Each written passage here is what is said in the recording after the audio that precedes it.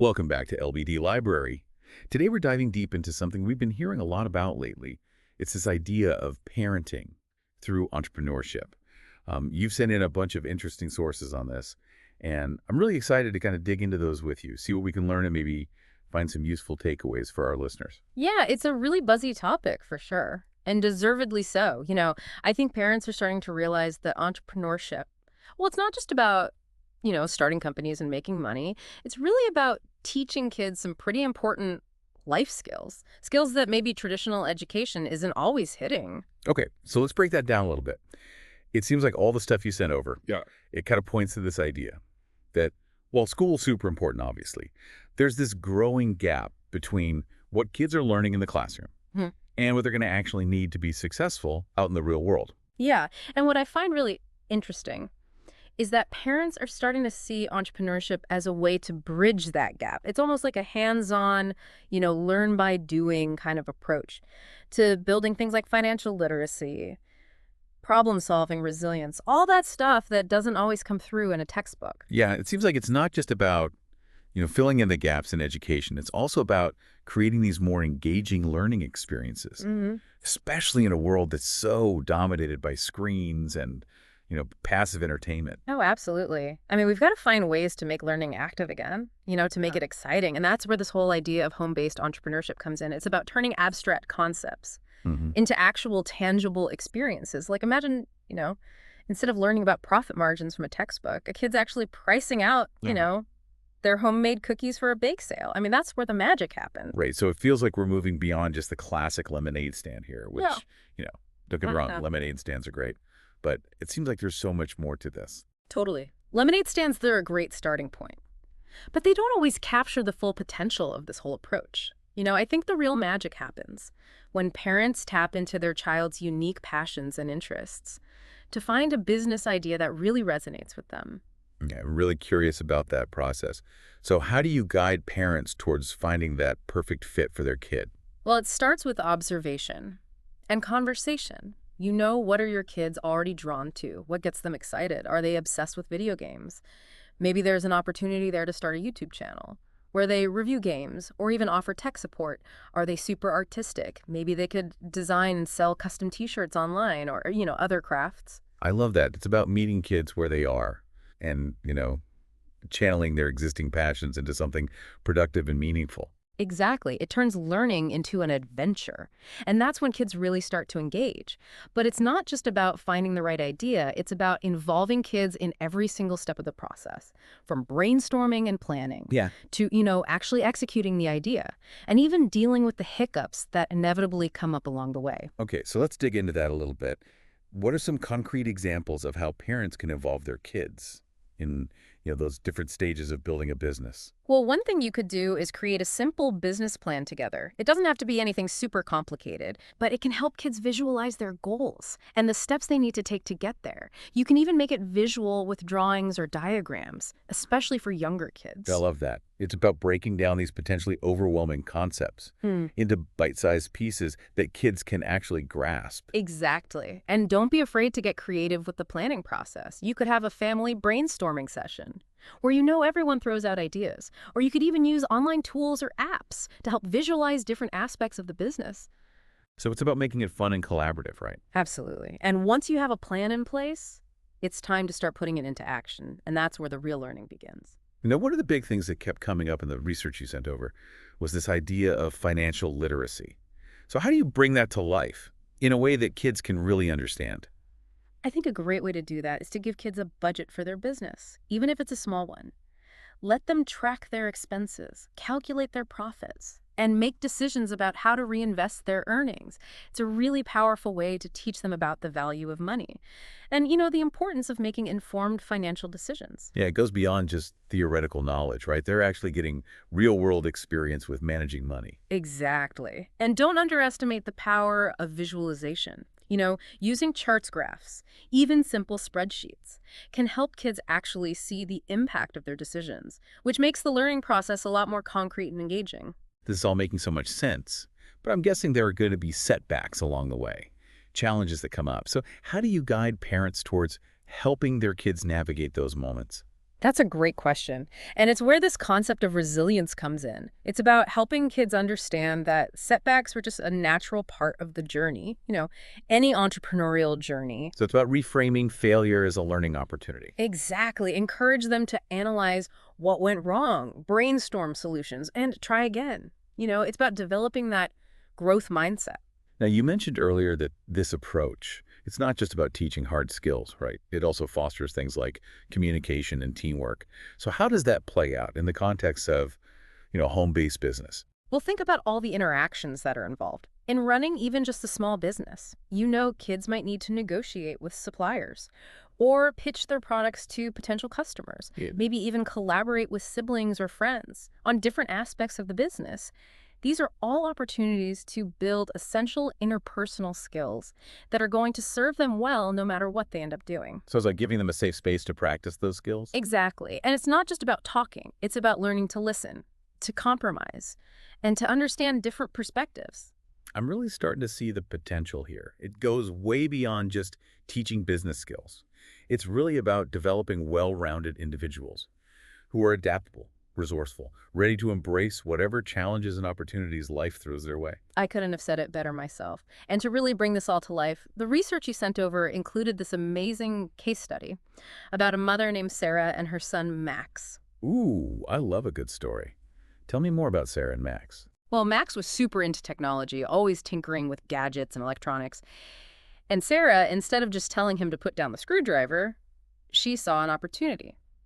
So they started small, fixing up old phones and laptops, just for like friends and family. It wasn't about, building some big tech empire. It was about nurturing Max's passion while kind of subtly introducing those business concepts. Okay, so did they just stay within that friends and family circle? Well, that's where things get interesting. Max, being, the tech whiz that he is, he suggested they set up an online store. Now, Sarah was a little hesitant at first, but she saw the potential for Max to really learn about digital marketing. That's so cool. I mean, talk about supporting your kids' entrepreneurial ventures, but also, pushing them a little bit outside their comfort zone. Exactly. And Sarah admitted in the article that she had to get over her own tech anxieties. But seeing Max's excitement was totally contagious. They learned how to build a simple website, take good product photos, and even read those, engaging product descriptions. Wow, it sounds like it became a learning experience for both of them. It totally was. And it didn't stop there. Max started researching how to promote their store on social media, experimenting with different platforms and strategies just to see what worked. He even found some free online tools to help schedule posts and analyze, how they were performing. Talk about a crash course in digital marketing. Yeah. So did Max end up becoming like a tech mogul? Well, maybe not a mogul just yet. But the experience had a huge impact on him. He not only developed all those valuable, technical and business skills, but he also gained this sense of accomplishment and confidence. That went way beyond just the business itself. Sarah even said she noticed a big improvement in his problem-solving skills and just his overall resilience. That's what I love about this whole approach. It's not just about the business. It's about how those experiences impact a child's development as a whole person. Right. And it's not just about hard skills either. The sources talked a lot about how this approach can really cultivate this sense of purpose and empathy in kids. Yeah, that's something I wanted to touch on. We've talked about the practical skills, but what about the ethical side of things? How do you encourage kids to be not just successful entrepreneurs, but also, responsible and ethical ones? I think it starts with incorporating those values into the family business from the very beginning. Like, for example, if your kid is making crafts, you could talk about, sourcing materials ethically or minimizing waste during production. So it's about leading by example. Yeah. And making those ethical choices part of the process right from the start. Exactly. You can also talk about, the impact their business is having on the community. Maybe they're providing a service that people really need, or maybe they're supporting other local businesses. By sourcing their materials locally. Right. It's about helping them see that bigger picture, that their business exists within this larger ecosystem. And don't forget about giving back. Encourage your kid to think about ways to use their business, to have a positive impact. Maybe they donate a portion of their profits to a cause they care about. Or maybe they volunteer their time to a local organization. I love all of those ideas. But let's be realistic for a second. I'm sure there are parents out there listening who are thinking, okay, this all sounds amazing. Yeah.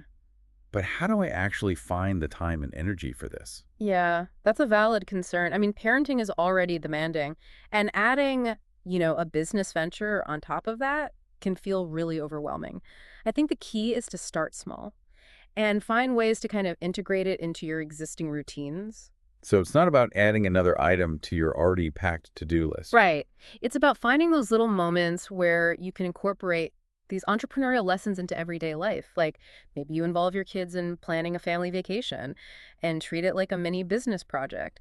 Or maybe you encourage them to sell some of their old toys online and then use the money to buy something they've been saving up for. Yeah, it's about making learning fun and relevant. Exactly. Now, another challenge that parents might face is dealing with, those inevitable setbacks. We talked about reframing failure as a learning opportunity, but it can still be tough to watch your kids struggle, right? Yeah. Oh, absolutely. It's natural for parents to want to protect their kids from disappointment. Right. So it's about finding that balance between support and autonomy.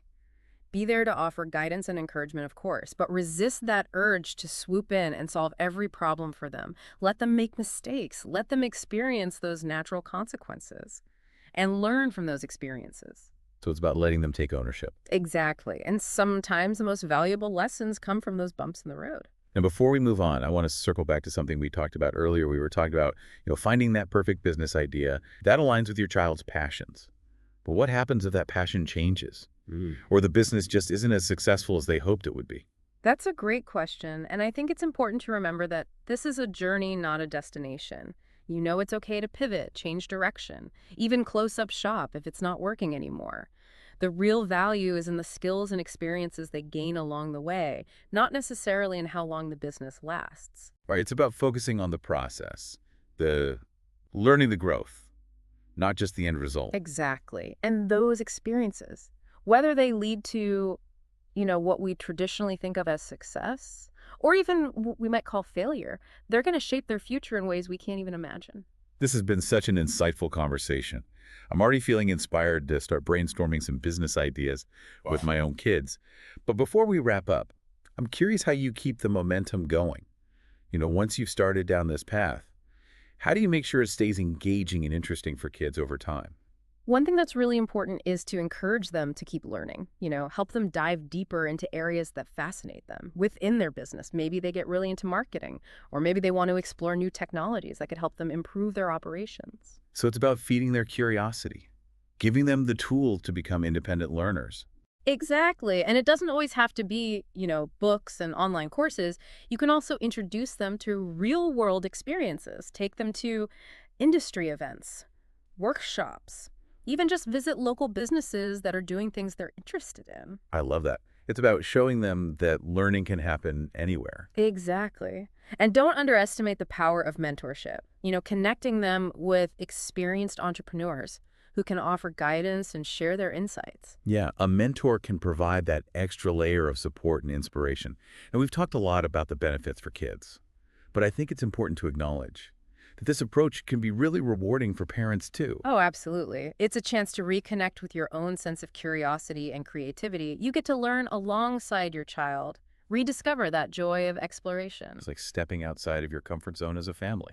Right. And who knows, you might even rekindle your own entrepreneurial spirit in the process. Well, this has been such an inspiring conversation. Thank you so much for sharing your expertise with us. It's been my pleasure. I'm always excited to talk about this stuff. For our listeners who want to learn more, we highly recommend checking out the book, The Power of Parenting Through Entrepreneurship. It's full of practical advice and inspiring stories that will really help you get started on this journey with your kids. And don't forget to visit lbdlibrary.com for more resources, interviews, and insights on digital marketing. Thanks for joining us today. We hope you've learned something new and are feeling inspired to unlock your child's entrepreneurial potential. Until next time, happy entrepreneuring.